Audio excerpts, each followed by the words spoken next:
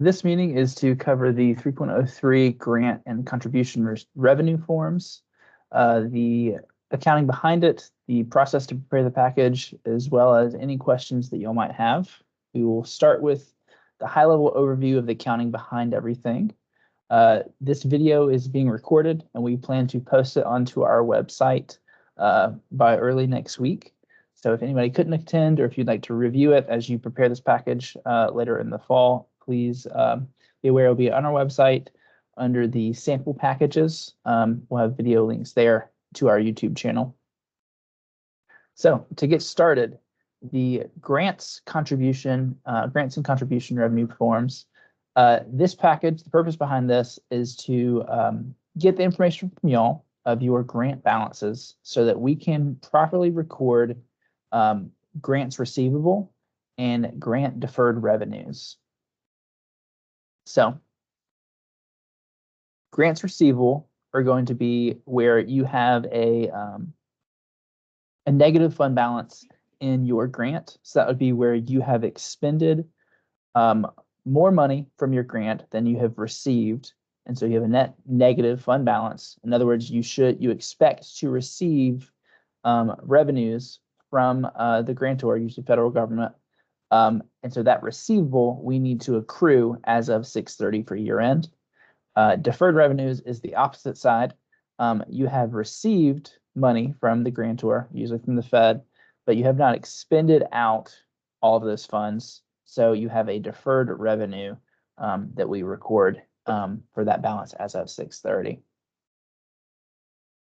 So high level, we only report grants receivable and deferred revenues for grant funds within the state government where you are the end recipient.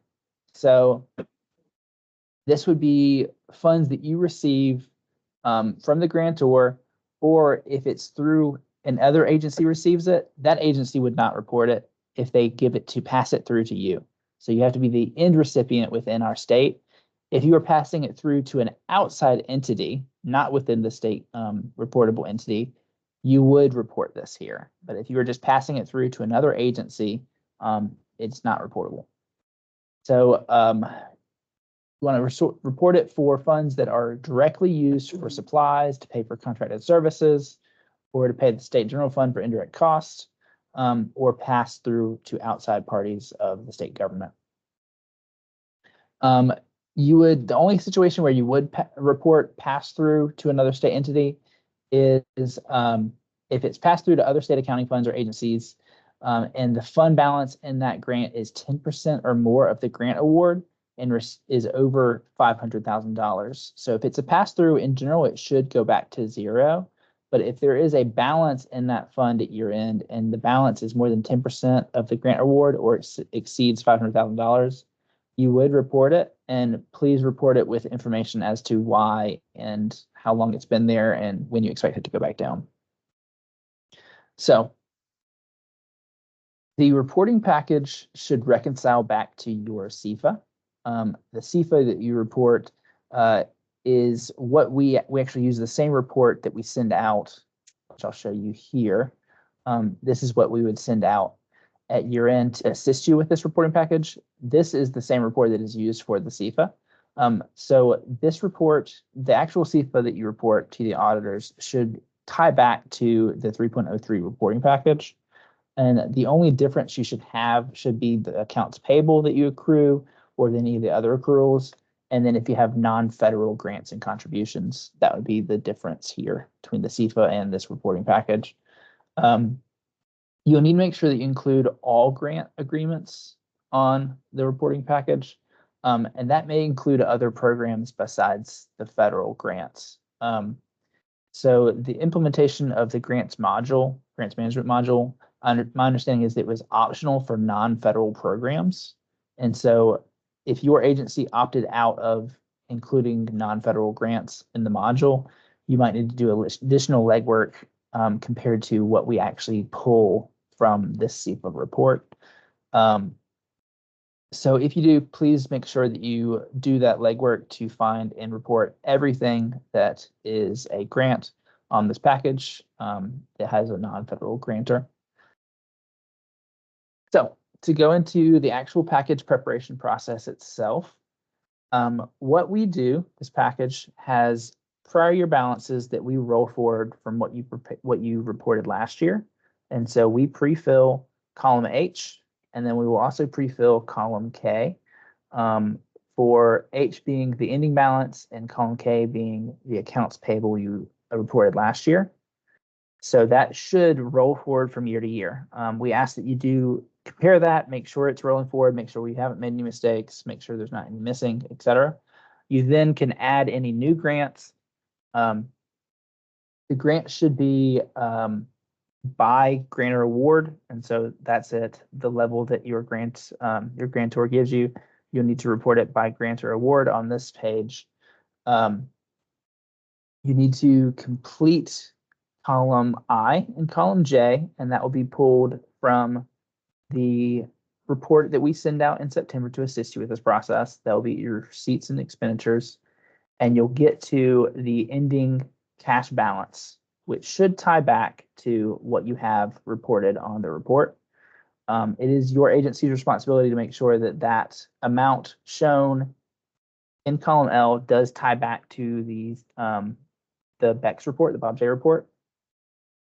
And we recommend that you perform that reconciliation to make sure that it does tie back and forth. What you'll then need to do is you'll then do your accruals for any accounts payable. So we've got what we have balanced as of this end of the fiscal year, but anything that you pay out after the fiscal year closes that is related to this pre-6/30 activity, you'll need to accrue back with accounts payable and show that balance. So you would enter that in here as a negative balance in column M under accounts payable current as of June 30, 2024. We do ask that you make sure that any amount you enter here for accounts payable, you also report on the 3.12 accounts payable reporting package. I know that the auditors do compare those packages, and they go into great detail to make sure that they do tie. So we recommend that your agency perform a reconciliation for audit trail purposes between this package and the 3.12 package to make sure everything that was reported here is on the 3.12 package, and anything on the 3.12 package that is grant related is reported here. So the next column, other accrual adjustments, is your opportunity to enter any other accrual adjustments that's not AP related. If you do enter anything, we ask that you give an explanation of what that might be in column P for explanations. I will note, please do not enter any payroll accruals in either column M or N. We do the payroll accrual in a separate work paper, and we do not want to double count that here. And then column O should be your final balance that we will report either as a deferred revenue or receivable. And once again, it's your agency's responsibility to make sure that this is truly what you wish to record as a grant receivable or grant or deferred revenue. So that is our first tab here. Our second tab, what you'll do is you'll enter in all the funds that you used on tab 3.03.1. You'll enter those funds here under our different categories for operating grants, capital grants, and unrestricted grants. This is basically a summary form summarizing what you've done, that you've entered as detail on the 3.03.1 tab. The formulas will then give you the totals that you have, and it is your responsibility to then enter the current versus non-current receivable portion. So current would be what you expect to receive over the next fiscal year. Non-current would be beyond that. You'll enter the current amount, and then our formulas will then give you the balance to non-current. And then it knows that any positive balances from this tab will then be deferred revenues, and it'll also show the accounts payable that you entered on the first tab. And you'll do that once again by our different grant types. The 3.03.3 tab is for contributions. It's my understanding that there are very few agencies that actually have this. There's a separate report that gets sent out. We just ask that you fill that in here with your grant, with your fund, I'm sorry, and then your total, and then tell us how much is current versus non-current, and then deferred revenue. If you have any questions with that, please let us know, but I won't focus on it too much since I know it's a very limited number of agencies that deal with that. And then lastly, what you'll do is you'll complete the checklist. Checklist has questions, and these are very detailed questions that will get into what a reviewer should be thinking about, things that should be included, things that shouldn't be included, what eligibility requirements have been considered. So please do read these as you fill them out and answer them appropriately, and then provide any explanations if the answer is a no. So at this point, I've covered what I have. I would like to open it up for any questions that you might have, and we'll answer those as best we can. James, can you explain where they can find the recording once it's uploaded to our website? Yes, the recording is going to go to our website, and I'll pull that up right now and show you. So cg.sc.gov is our website. And if you go to guidance and forms for state agencies, you'll go to the gap reporting, agencies that submit year-end reporting packages. And this is where you can find all of our reporting packages. This will be the blank forms. But here we have sample reporting packages, and these are pre-filled to assist with the process and help you understand what needs to be done. And under the different categories, you'll see some of them already have videos. We will be posting a link to this recorded video up here. So at a future date, you'll be able to find it here if you want to re-listen. Due dates this year. Let me see, pull that up.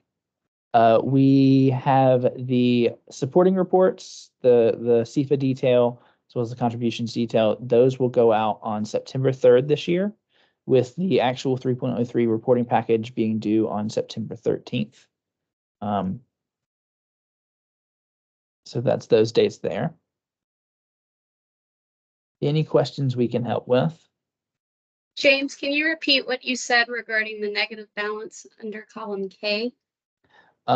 We are going to pre-fill these packages. We'll pre-fill them for the information in B through G. This will be what you reported last year. We'll have these same grants rolled over, and then we'll pre-fill the beginning balance that will be rolled from last year's ending balance. And then we will pre-fill column K for the amounts that you reported as AP on last year's package. And that will back that back out, so it should tie back to your balance in on the CEFA report itself. So these columns will be pre-filled for you, and we will send that out to you. We'll send those pre-filled packages out to you probably beginning of September, around the same time that we send the reports, the CEFA report. Any other questions I can help with? Any other questions for us? All right, if we do not have any other questions, we'll go ahead and end this meeting. If y'all do have any more, please reach out and we can help you out. Thank you very much.